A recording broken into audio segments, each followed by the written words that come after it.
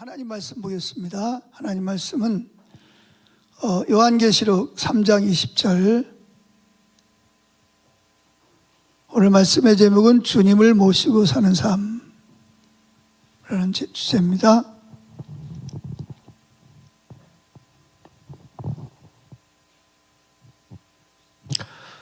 성경 다 찾으셨나요? 같이 읽어보겠습니다. 볼지어다 내가 문 밖에 서서 두드리노니 누구든지 내 음성을 듣고 문을 열면 내가 그에게로 들어가 그와 더불어 먹고 그는 나와 더불어 먹으리라. 아멘. 다시 한번 읽어볼까요? 볼지어다 내가 문 밖에 서서 두드리노니 누구든지 내 음성을 듣고 문을 열면 내가 그에게로 들어가 그와 더불어 먹고 그는 나와 더불어 먹으리라. 그러니까 예수님이 이 교회의 모습을 보면 이게 어느 교회죠? 요한계시록에 나오는 7교회 중에 맨 마지막 번째인 라오디게아 교회의 교인들은 예수님을 원래 처음에는 영접을 했어요. 영접을 했는데 나중에는 예수님을 어디다 세워두죠?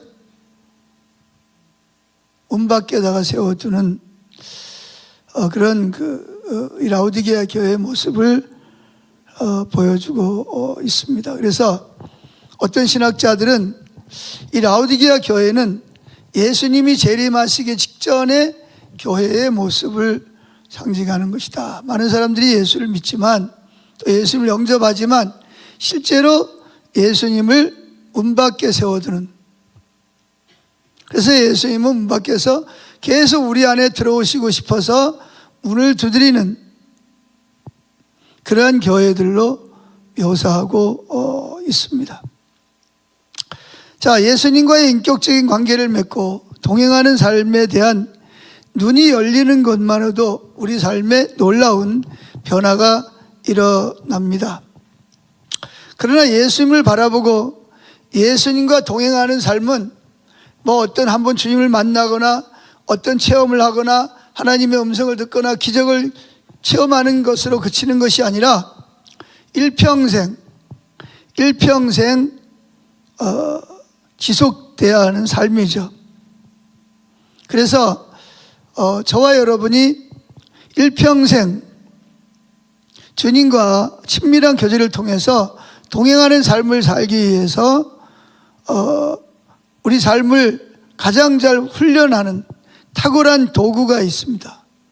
그 개발한 게 뭐냐 하면 바로 24시간 주님을 바라보는 삶을 지속적으로 살기 위해서 훈련이 필요합니다. 그게 바로 뭐냐? 여러분들에게 나눠드린 영성일기 이렇게 쓰라 이렇게 했습니다. 그래서 영성일기는 우는 사자와 같이 두루다니며 삼킬 자를 찾는 사탄과 우리를 미혹시키려는 세상으로부터 우리 마음을 지키고 24시간 동안 예수님과 동행하는 삶을 훈련하는 가장 탁월한 도구가 뭐냐? 그게 바로 영성일기를 쓰는 겁니다. 그래서 저와 여러분들이 이 영성일기를 쓰다 보면 우리 마음이 주님 앞에 밝히 드러나는 것을 느끼게 될 것이며 우리의 믿음과 삶에 분명한 변화가 찾아오기를 시작할 것입니다. 그래서 영성일기라는 도구를 통해서 예수님과 친밀하게 교제하면서 나는 죽고 예수로 사는 삶을 누릴 수 있는 그런 방향을 제시해 주는 것이 바로 이 영성일기라는 도구입니다.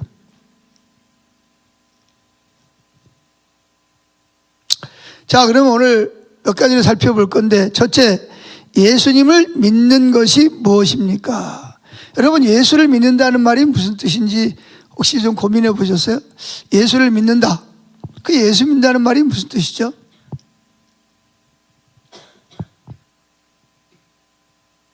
자, 그래서 오늘 우리가 읽은 요한계시록 3장 20절에 보면 매우 분명하고 중요한 기준을 제시합니다.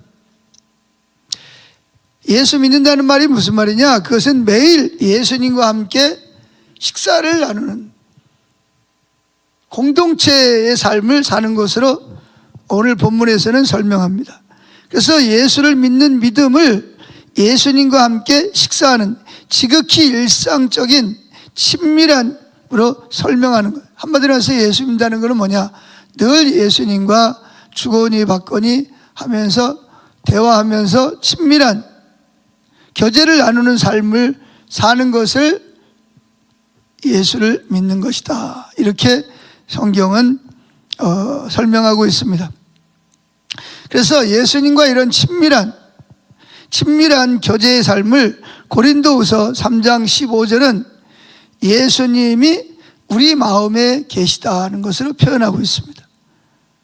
자, 한번 읽어볼까요? 요한계시록 13장 5절 같이 읽어보겠습니다. 너희는 믿음 안에 있는가? 너희 자신을 시험하고 너희 자신을 확증하라. 예수 그리스도께서 너희 안에 계신 줄을 너희가 스스로 알지 못하느냐? 그렇지 않으면 너희는 버림받은 자니라. 세 가지를 말씀하고 있어요. 첫째, 내가 정말 예수를 믿는 믿음 안에 살고 있는가를 스스로 시험해봐라. 두 번째, 예수님께서 너희 안에 계신 줄을 너희가 스스로 알지 못하느냐? 세 번째, 만약에 예수님이 너희 안에 계시지 않으면 너희는 버림받은 자니라. 이 세 가지를 말하고 있는 거예요. 자, 제가 공동 번역으로 읽어볼게요. 여러분은 믿음으로 살고 있는지 스스로 살피고 시험해 보십시오. 즉 예수님이 내 안에 들어와 계시는지 스스로 살피고 시험해 보라는 겁니다. 여러분은 예수 그리스도께서 여러분 안에 계시다는 것을 모르십니까? 질문이죠. 예수님이 우리 안에 계신다는 거예요. 그러면서 세 번째, 그렇지 않으면 여러분은 그 시험에 불합격한 사람입니다. 그런 뜻입니다. 자, 여기 우리 안에라는 말은 마음을 말하는 거죠. 마음. 이걸 이제 하트라 그럽니다. 하트. 마음이라는 걸 영어로는 마인드 또는 하트, 또 언어에 보면 소울 이렇게 표현하기도 합니다. 그렇기 때문에 우리는 마음이 얼마나 중요한지를 알아야 합니다. 우리는 그 얼굴이나 옷에 신경을 많이 씁니다. 어떤 가방을 메고 갈까? 어떤 모자를 쓰고 가야 되나? 어떤 스카프를 하고 가야 되나? 화장은 어떻게 해야 되는가? 예, 그런 거에 대해서 신경을 많이 씁니다. 그러나 외모에 대해서 신경 쓰는 것만큼 여러분 마음에 대해서 신경을 쓰세요. 마음에 대해 신경 쓰세요. 잘 써요? 마음은 잘 신경을 잘 안 씁니다. 왜 그러냐면 옷이나 얼굴이나 내가 든 가방이나 시계나 반지나 화장이나 이런 거는 사람들이 본다고 보기 때문에 신경을 써요. 우리 마음은 예수님이 내 안에 계시는지, 내가 예수님과 친밀한 교제를 사는지, 예수님 말씀을 따라서 생명이 있는지 없는지, 그거는 다른 사람들이 안 본다고 생각하는 거예요.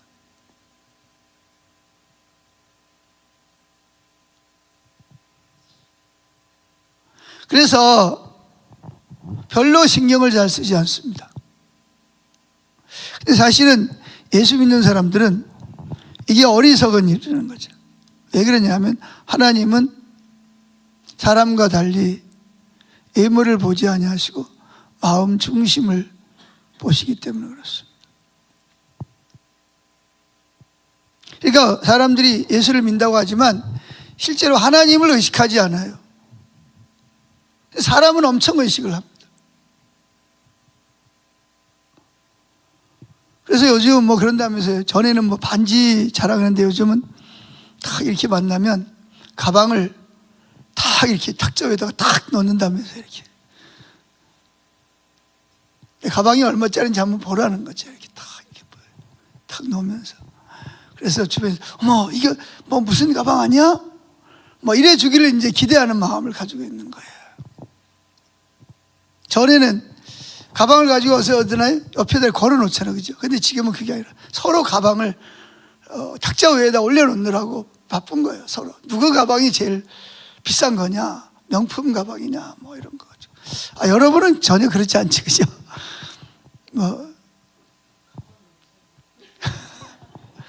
가방 없는 사람이 여기서 다 있지. 명품 가방이 없을 뿐이지. 예? 명품 가방이 없어요. 나는 뭐가 명품 가방인지도 몰라요. 봐도. 나 같은 사람은 뭐가 명품인지. 내가 보기에는 뭐 저거 뭐 한 2, 3만 원이면 사겠다 그랬더니 누가 그러더라고. 저게 얼마짜리인지 아니. 그래서 얼마짜리인지 한 1,000만 원 정도 넘어가는 가방이에요. 겉에 보기에는 그냥 수수하고 이렇게 하는데,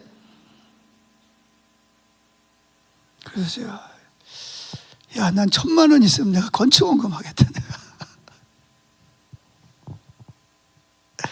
사람의 생각이 다 달라요. 저는 1,000만 원이 몇천 원짜리 가방을 들고 다니는 사람을 비난하는 게 아니에요, 지금. 그런 말을 하려고 그러는 게 아니라 사람들에게 드러나는, 사람들이 보는 부분에 대해서는 우리가 관심을 갖는다는 거죠. 그죠? 근데 반면에 하나님이 보시는 마음은 별로 잘 관심을 갖지 않는다는 거예요. 여러분은 오늘 하루 동안 하나님이 내 마음을 보시면서 뭐라 그럴까 생각해 보신 적 있어요? 오늘 하루 동안?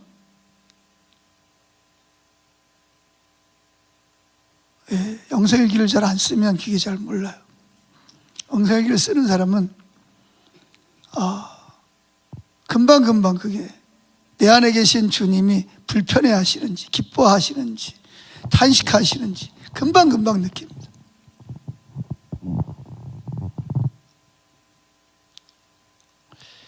자, 사무엘상 16장 7절에 보면 이런 말씀이 있어요. 하나님이 사무엘에게 이런 말을 하죠. 내가 보는 것은 사람과 같지 아니하니 사람은 외모를 보거니와 나 여호와는 중심을 보느니라 하시더라. 자, 사무엘상 16장 공동 번역으로 된 성경을 좀 읽어볼게요.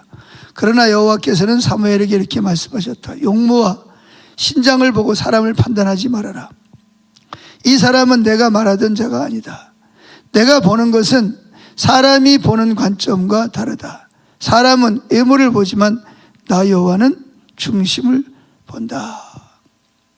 제가 영성일기를 쓰면서 여러 유익이 있는데 그 중에 특별한 유익이 뭐냐면 어떤 사람을 봐도 무슨 마음이 드냐면 외모를 보려고 하는 것이 아니라 하나님이 저 사람을 사랑하는 사람이다. 저 사람 키가 작든 크든 아이가 많든 얼굴이 쭈글쭈글하든 젊든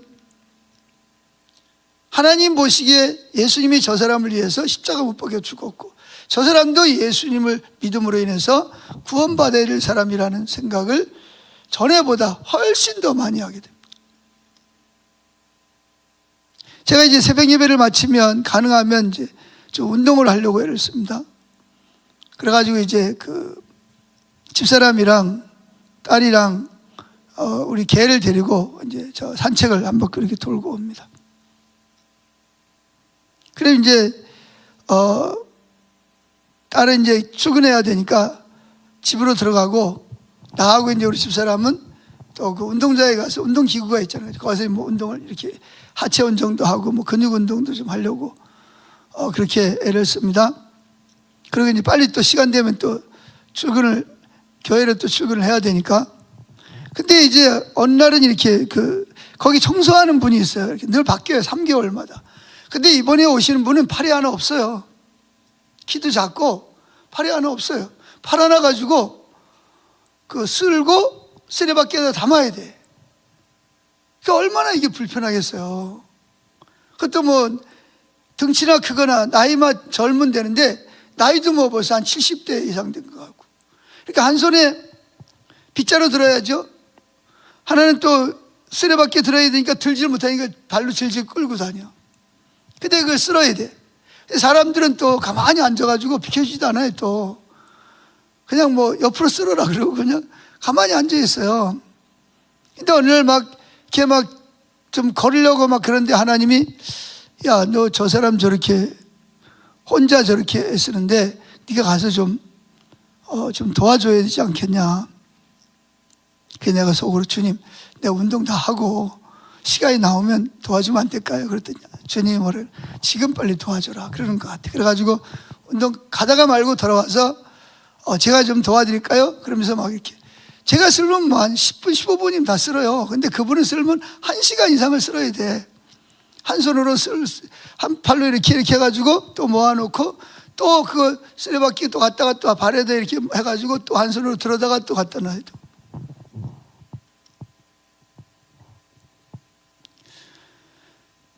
그래서 제가 이제 그거를 이렇게 아침마다 이제 가면 쓰는 거예요. 이제 이렇게.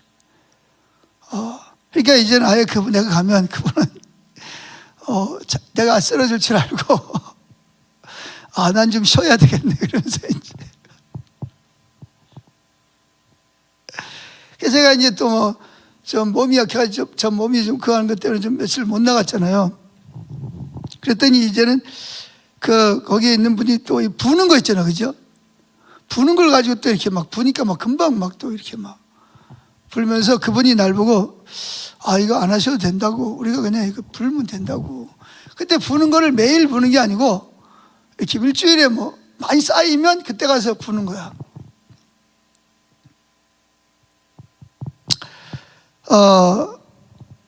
제가 지금 무슨 이야기를 하려고 그러냐면, 이렇게 하나님 영설기를 쓰려고 하고 주님을 바라보려고 하다 보니까 굉장히 예민해지는 거예요. 이렇게 주님이 뭐라고 말씀하시는지 들으려고 그러고, 또 그게 또 금방금방 또 캐치가 되고, 또 이렇게 말씀하시면 순종하려고 그러는 마음이 있고, 그런 마음을 하나님이 주시는 거죠. 자, 그래서 우리 인생은 우리의 외모나 학교, 성적, 재능, 재물, 건강보다 중요한 것이 우리 안에 누가 계시냐가 중요한 거예요. 우리 마음이, 자세가 중요하다는 거죠. 하나님께서 보실 여러분들의 마음은 잘 단정되어 있습니까? 오늘 집을 나설 때 얼굴이나 옷매무새를 살피는 정도라도 우리 마음을 한번 이렇게 하나님의 거울에, 하나님의 앞에 이렇게 한번 살펴보고 오셨나요? 물론 우리 마음에 악하고 더러운 생각들, 즉 뭐 살인이나 도둑질이나 간음이나 같은 생각을 품지는 않을 거예요, 그죠? 그런 마음을 품지 않겠지만, 그러나 뭐예요? 마음에 뭐 염려, 낙심, 다툼, 또는 지나친 욕심, 다른 사람을 뭐 판단하고 정죄하는 것, 또 교만, 또 영적인 우월감, 이런 것들은 어떨까요? 그런 것들은 여러분 마음속에 없어요. 근데 이게요, 영성일기를 써서 주님, 우리 예수님을 내 마음에 모시고 있는 사람은 그런 것이 들어오면요, 이게 금방 들추어집니다. 내가 지금 마음이 높아졌구나, 겸손하구나. 내가 지금 다른 사람, 나도 모르게 다른 사람을 지금 판단하고 정죄하고 있네. 다른 사람의 일은 잘 지적하면서 나는 내가 안 하고 있네. 이런 것들이 금방금방 드러나거든요. 근데 이 영성일기를 안 쓰고 주님을 바라보지 않는 사람은요, 다른 사람의 허물은 기가 막히게 보여요. 저 사람 저런 게 왜 그래? 가서 해주고 싶은 거죠. 나는 이제 그 사람 도와준다고 생각하고. 근데 자신의 그 들보를 못 보는 거죠. 자신의 여러 가지 그 연약한 부분들에 대해서 고쳐야 될 부분들은 안 보이는 거예요. 다른 사람의 문제는 기가 막히게 잘 보이는 거예요.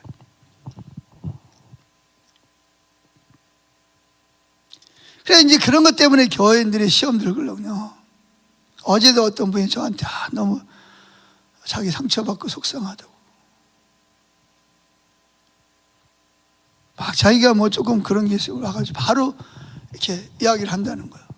근데 자기가 저 사람 볼 때는 자기는 정말 더 그 할 길이 많은데 자기는 자기한테 한번 이야기하면 막 그거 하면서 그래 자기 막 너무 막 마음이 상처가 된다고 막. 그럴 때 뭐라 그래야 돼요? 그런 분 보고 기도하세요 그래야 돼? 참으세요 그래야 돼? 그래서 그 이야기를 들으면서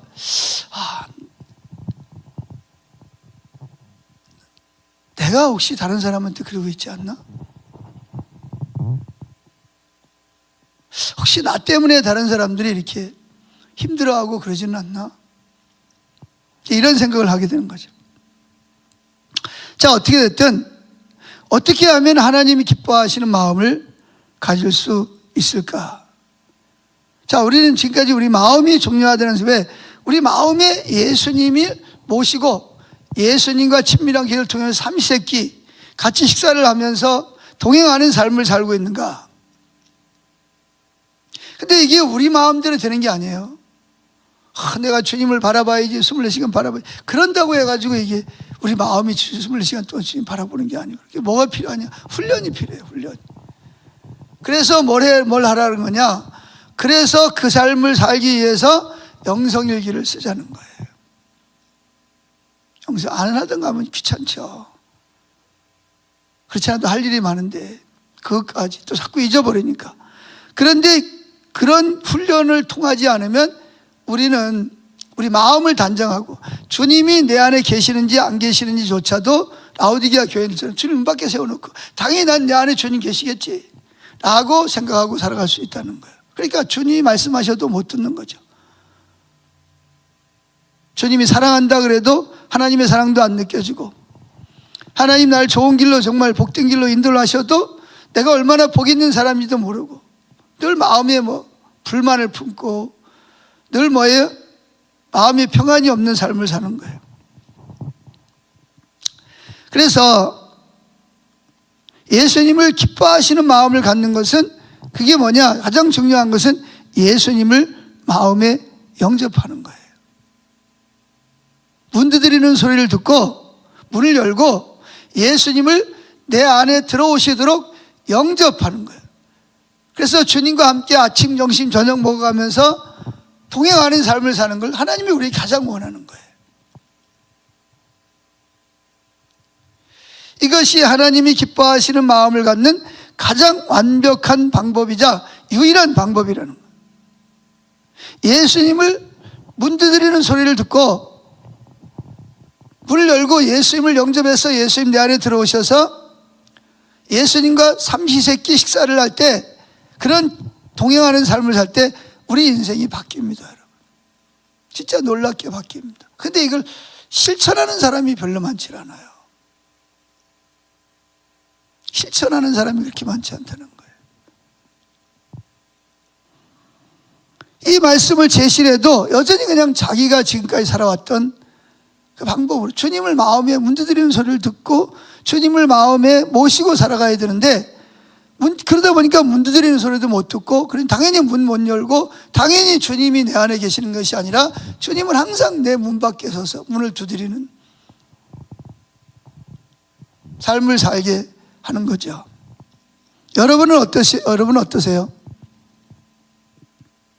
혹시 여러분도 지금 예수님을 문 밖에 세워두고 계시지 않으세요? 그래서 예수님을 마음에 영접하는 문 두드리는 소리를 듣고 예수를 마음에 영접한다는 것은 그냥 말로만 하면 되는 게 아니죠.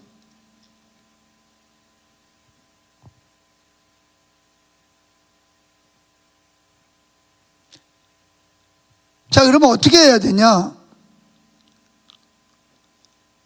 그래서 오늘 많은 사람들이 전에 예수님을 마음에 영접했는데 언제부터인지 예수님 내 마음 안에 안 계셔요. 어디 계시냐? 문 밖에 서서 내 안에 들어오시고 싶어가지고 계속 문을 두드리는 거예요. 그래서 예수님을 마음에 영접해서 항상 내 안에 계신다는 것은 생각과 마음조차 내 마음대로 되지 않는 그런 일입니다. 자, 영성일기를 쓰면서 일어나는 가장 큰 변화 중에 하나가 예수님을 사랑하게 된다는 것인데, 근데 예수님을 영접하려면 어떻게 그럼 영접을 해야 되냐? 예수님을 영접하려면 내가 하고 싶은 대로 하지 않고, 내가 말하고 싶은 대로 말하지 않고, 내가 행동하고 싶은 대로 행동하지 않으리라는 결단이 필요합니다.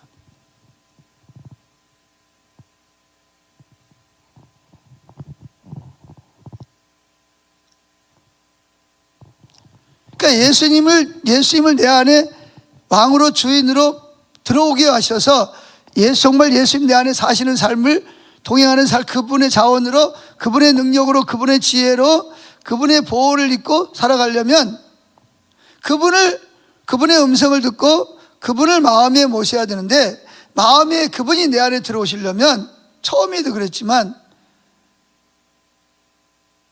그분이 내 안에 들어오는 것은 주인으로 들어오는, 왕으로 들어오는 거죠. 그러니까 내가 하고 싶은 대로 하지 않겠다는 거죠. 내가 하고 싶은 데 가고, 내가 하고 싶은 거 하고, 내가 말하고 싶은 대로 하고, 그러지 않고 주님이 원하시는 대로 가고, 주님이 멈추는 곳에 멈추고, 주님이 하라 그러는 걸 하고, 주님이 원치 않는 것을 하지 않겠다는 그런 결단이 필요합니다. 그래야 주님을 문을 열고 주님을 모실 수가 있거든요. 근데 많은 분들이 그거를 불편하다고 생각을 합니다. 근데 그걸 불편하다고 생각하는 사람은 실제로 주님과 친밀한 삶을 산 경험이 없기 때문에 그렇게 생각하는 거예요. 진짜 주님을 모시고 내가 원하는 대로 살지 않고 주님께 묻고 주님의 음성을 듣고, 아브라함처럼 하나님, 내 뜻과 상관없이 하나님 갈대우를 떠나서 내가 너를 복 있는 사람이 되게 하시겠다. 하나님 나를 복 있는 사람이 되게 하기 위해서 나를 내 안에 들어오시려고 그러는 거거든요. 내 자유를 빼앗고 나를 이렇게 인격적으로 무시하고 그러려고 내 안에 들어오시는 게 아니라, 내 안에 들어오셔서 내가 먼저 정말 아브라함처럼 아브라함의 복을 내가 누리고, 그리고 그 복의 통로가 되는 사람이 되게 하려고 주님이 내 안에 들어오시는 거예요.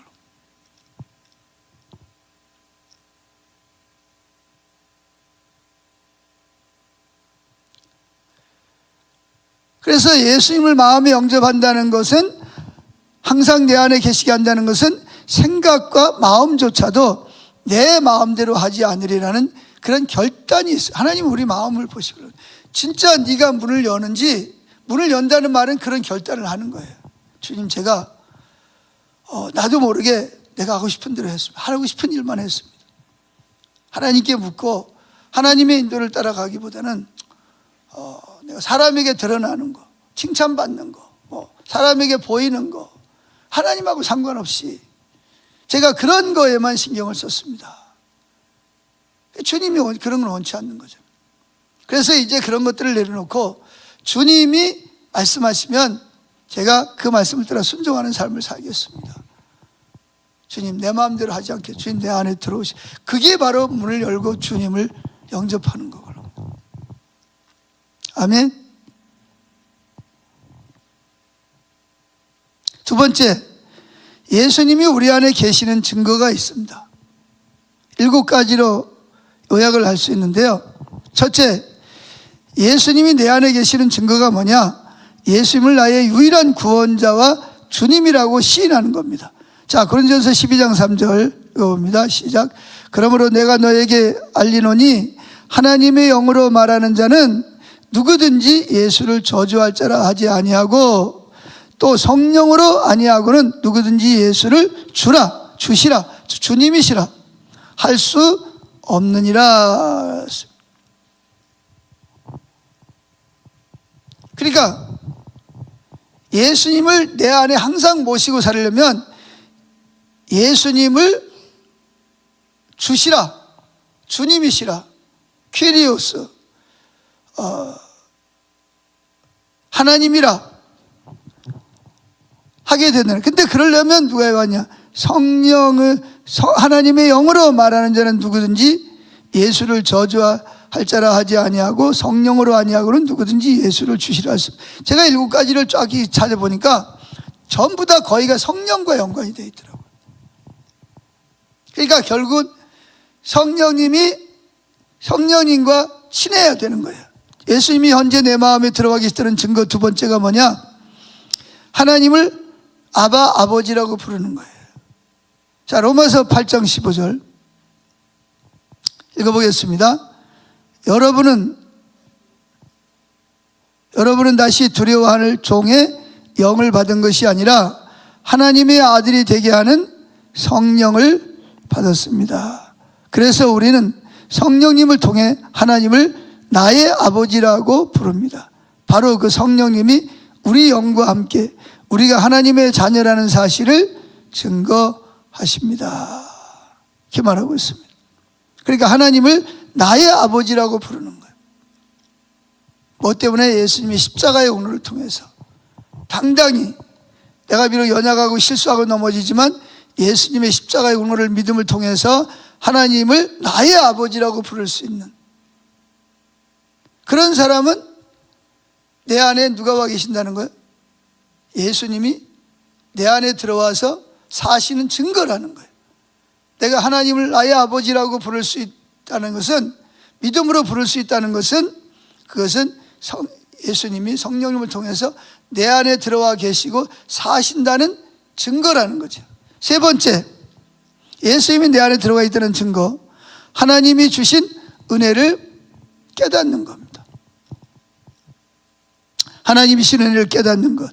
고린도전서 2장 12절, 하나님 주신 은혜를 깨달으려면 이게 하나님이 내 안에 계셔야 깨달아집니다. 고린도전서 2장 12절 시작.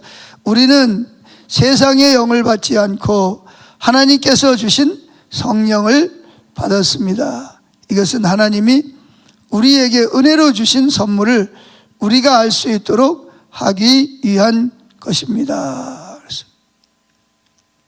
하나님이 우리에게 주신 선물을 우리가 알 수 있도록 하기 위해서 주님이 우리 안에 들어와 계시다. 주님이 우리 안에 늘 머물러서 들어와 계시는 사람은 내 삶 자체가 은혜로 주신 선물을 알고 한다는 거예요.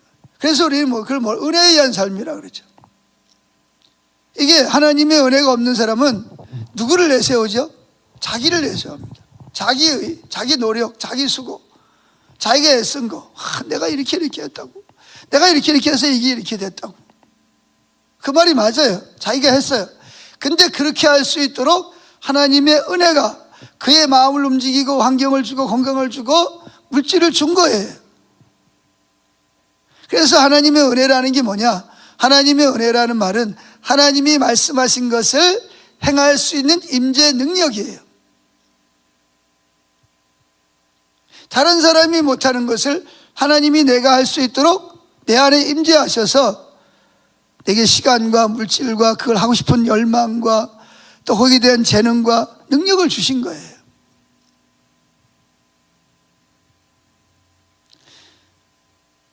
그래서 우리는 하나님 앞에 뭐 할 것이 없다? 자랑할 것이 없어요. 근데 이게 은혜가 떨어지면은요, 누가 나오죠? 누가 나와요? 하나님 은혜가 떨어지면? 누가 나와요? 내가 나오죠. 내가 이렇게 했는데, 내가 해야 할 때 내 생각에는, 내가 보기에는 뭐 이래가지고. 그런 사람들은 그 시간에 지금 주님이 그 사람 안에 들어와 계시지 않는다는 증거입니다. 근데 만약에 어떻게 그런 일을 할 수 있냐 그랬더니 다 하나님의 은혜입니다. 그냥 겸손할 떠는 게 아니라 진짜 마음 중심에서부터 하나님이 나에게 은혜를 주셔서 내게 말씀하신 것을 내가 행할 수 있도록 임재 능력으로 역사하신 겁니다. 마음 중심에서부터 그런 말을 하는 사람은 지금 예수님이 문 밖에 세워져 있는 게 아니라 내 안에 들어와서 나와 함께 동행하고 있다는 증거입니다. 작은 부분인 것 같지만 굉장히 큰 부분이죠.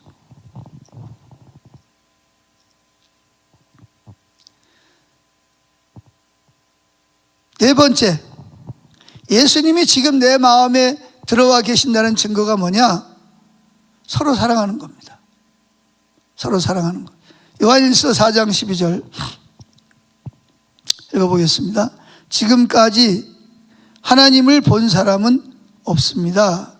그러나 우리가 서로 사랑하면 하나님이 우리 안에 계시고 그분의 사랑이 우리 안에서 완성될 것입니다. 하나님이 우리에게 성령을 주셨으므로 우리가 하나님 안에서 살고 하나님이 우리 안에 계신다는 것을 우리는 압니다. 보세요. 하나님 본 사람이 없어요. 그러나 우리가 서로 사랑하면 하나님이 우리 안에 계시고 그분의 사랑이 우리 안에서 완성될 것입니다. 그렇습니다. 그 일을 위해서 내가 그 일을 하고 있다는 것은 우리는 절대로 그렇게 못하거든요. 성령님이 우리 안에 들어오셔서 거하신다는 증거입니다. 만약에 여러분 마음속에서 다른 사람을 사랑하는 마음을 가지고 있다면 여러분 안에 지금 예수님이 성령을 통해서 들어와 거하시고 계신다는 증거입니다. 자, 다섯 번째, 예수님이 내 안에 들어와 계신다는 증거, 다섯 번째입니다. 에베소 4장 30절, 에베소 4장 30절에 있죠. 하나님의 성령을 근심하게 하지 마십시오. 성령님은 우리의 구원을 보증해 주시는 분이십니다. 자, 여섯 번째, 예수님 내 안에 들어가 있다는 증거. 마음 가운데 하나님을 향한 소원이 생기는 거예요. 빌립보서 2장 13절 같이 읽어봅니다. 하나님은 자기의 선한 목적에 따라 여러분이 자발적으로 행동하도록 여러분 안에서 일하십니다. 하나님이 여러분 마음속에서 하나님의 그 선한 목적, 하나님의 뜻을 따라서 여러분이 자발적으로 하고 싶은 열정을 주시는 거예요. 마음을 주시는 거예요. 자발적으로 행동하도록 여러분 안에서 일하신다는 거죠. 문 밖에 계시는 게 아니라 내 안에 들어와 계시는 예수님 내 안에 증거가 뭐냐? 그분이 내가 하나님의 뜻을 이루고자 하는 그런 선한 마음, 자원하는 마음을 우리 안에 불일듯 일어나게 하시는 거예요.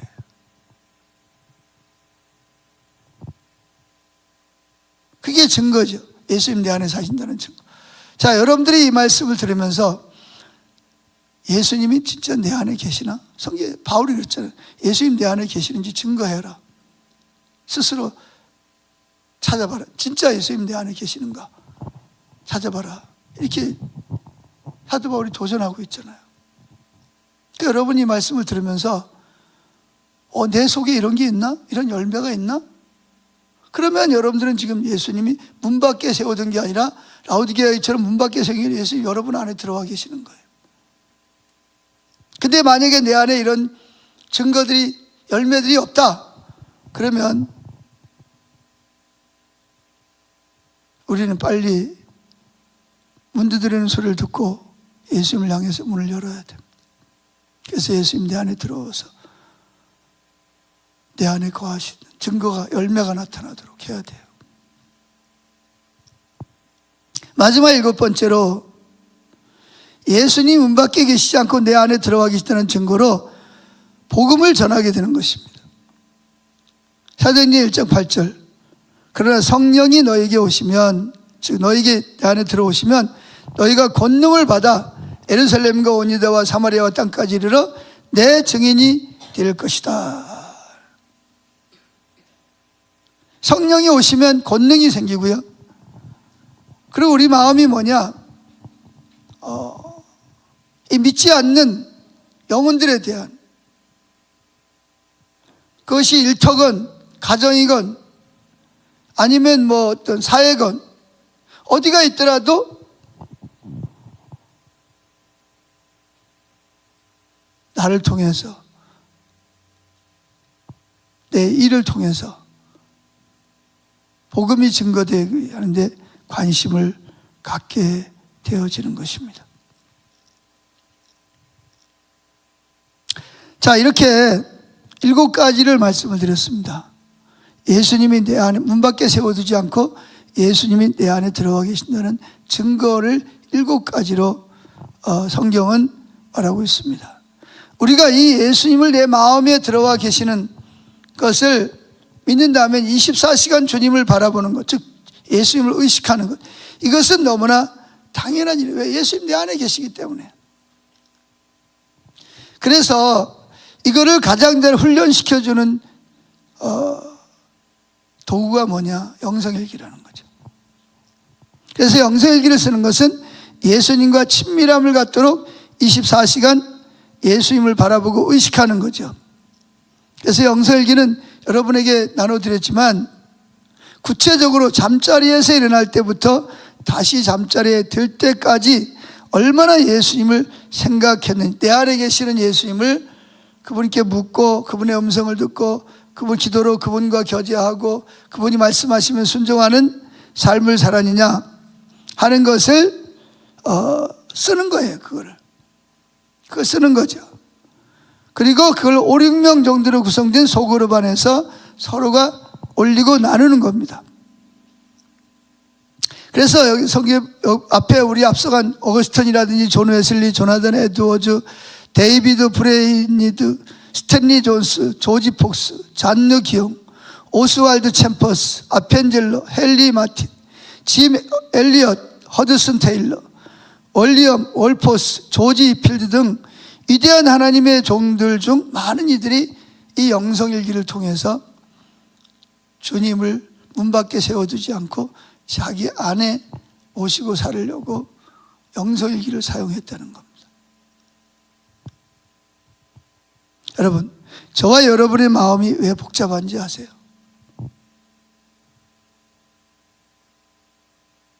그럼요, 주님께 마음을 열지 않아서 그래요. 주님께 마음을 열지 않으니까 주님께로부터 오지 않는 온갖 모든 세상 염려, 걱정, 온갖 그런 제약들이 우리 안에 들어와 있는 거예요. 근데 문을 열고 예수님이 내 안에 모시면 그런 것들이 수면에 다 드러나고 그런 것들이 어두움이 빛이 오면 쫓겨나가는 거죠. 그런 것들을 우리가 배제합니다. 이건 내가 이거 주님을 근심시키는 건데, 이거 주님 싫어하는 건데, 금방 회개하고 돌이켜. 우리가 다 그럼에도 불구하고 그렇다고 죄를 안 짓는 건 아니에요. 주님을 모시고 산다고. 물론 덜 죄를 질 수도 있지만 제가 보니까 핵심이 뭐냐면 내가 어떤 죄가 들어오면은요, 그게 금방금방 드러납니다. 수면으로 드러납니다. 내가 지금 이런 걸, 이런 문제가 있구나. 이런 문제가 있구나. 누가 또 어떤 이야기를 하면 그때는 자존심이 상하고 그러지만 그게 하나님 뜻이 맞으면 어떻게 해요? 순종하려고, 내 모든 걸 내려놓고 순종하려고 하는 겁니다. 그래서 세 번째, 빨리빨리 진행합니다. 24시간 주님을 바라보고 동행하기 위해서는 훈련이 필요합니다. 훈련이. 이걸 뭐라 그러냐? 예수님과 동행 혹은 인격적인 교제라고 부르는데, 예수를 모시고 살아갈 때 여러분의 삶에 정말 놀라운 변화가 일어납니다. 특별히 창세기에 보면 그 요셉이라는 사람이 나오잖아요. 그죠? 그런 형들에게 미움을 받아가지고 애굽에 노예로 팔려갑니다. 언어도 다르죠. 문화도 다르죠. 너무 다르잖아요. 근데 그 노예로 팔려간 거예요. 죄수로 지냅니다. 노예로 팔려갔다가 또 보디발의 아내 때문에 죄수가 됩니다. 그러다가 하루아침에 애굽의 총리가 돼서 인생 역전을, 성공을 스토리를 씁니다. 애굽의 수많은 젊은이들이 꿈꾸던, 갈망하는 그 자리에 단숨에 올라가는 거예요. 그런데 여러분, 사실 요셉은 하루아침에 인생 역전을 이룬 게 아니에요. 요셉뿐만 아니라 다니엘은 4대에 걸쳐서 총리를 하지 않습니까? 그게 그냥 이루어지는 게 아니에요. 나라가 바뀌었어요. 다른 나라가 왕이 전에 있던 나라가 왕이 망하고 새로운 나라가 된데도 불구하고 다니엘을 왕으로 세웁니다.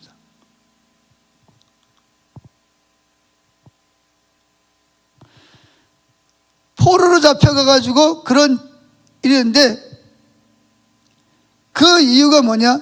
성경에 보면 늘 하나님과 동행하면서 하나님의 마음을 읽는 사람이 됐다는 것이에요. 그래서 왕의 꿈도 해몽을 하고, 처음에는 왕이 아니라 고관의 꿈을 해몽을 해주는 것이 계기가 돼서 결국은 왕의 꿈까지 해몽을 하게 되는 거예요. 그게 뭐냐? 요셉은 그러잖아요. 내가 해몽하는 게 아닙니다. 하나님이 나에게 해몽하게 하실 것입니다. 다니엘도 마찬가지예요. 느부갓네살 왕이 꿈을 꾸었는데 다니엘이 다 모든 사람을 다 불러도 아무도 해몽을 못하는 거예요. 그래서 다니엘이 들어가가지고 뭐라 그러죠? 하나님이 이걸 해결해 줄 것입니다. 기간을 주십시오. 그리고 세 친구들하고 같이 그 부분을 위해서 기도하죠. 안 그러면 다 죽게 생겼으니까. 그때 하나님께서 다니엘에게 그 꿈이 앞으로 어떻게 될 것이, 무슨 계획인지를 다 보여주시는 거예요. 요셉도 마찬가지고요. 그래서 그리고 이 문제를 어떻게 해결해야 될지까지도 하나님이 영감으로 가르쳐 주시는 거예요. 그럴 때 그 일을 통해서 놀라운 반전이 일어나기도 합니다. 심지어는 뭐 또 잘 나가는 것 때문에 사자굴에 들어가기도 하고, 다니엘의 세 친구는 유황불 속에 들어가기도 하지만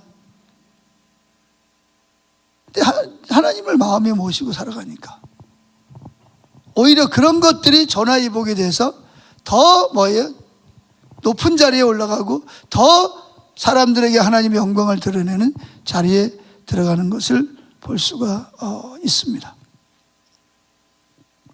그러므로 24시간 예수님을 바라보는 것은 하나님께서 가장 원하시는 일이십니다. 그러므로 하나님이 반드시 여러분을 도와주시고 역사하실 줄로 믿습니다. 아멘. 찬양 한장 하겠습니다.